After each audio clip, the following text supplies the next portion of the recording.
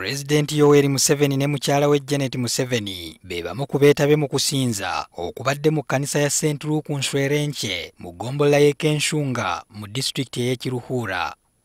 Museveni asinzidde wano n'akalaatira abavubuka abasomye okufaayo okusomesa abalala ebikwata ku bulamu bwabwe obwa bulijjo.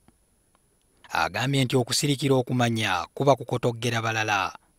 Museveni era atutte akaseera okusomesa abazze okutendereza omutonzi ku bikwatagana n'ebirwadde ebireeta ebivummagana g'ente. Abashaho nimbataho omushango wakane nimbataho omushango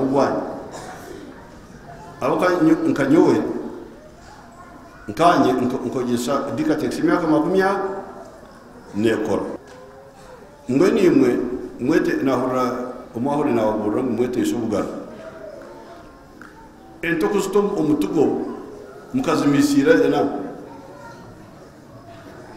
ombazo murumozi nkabana bakuzando mbwizi.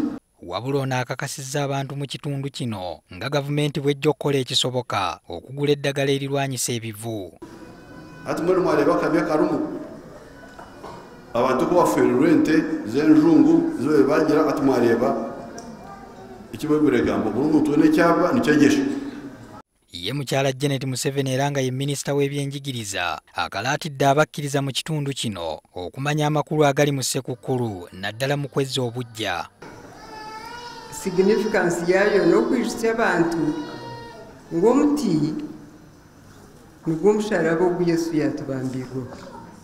Omuti gukaba guri omuti gutaine mababi gutaine bimuri konka nigwo omuti ogu Yesu yatubambirweho owizire omunsi kutufeera.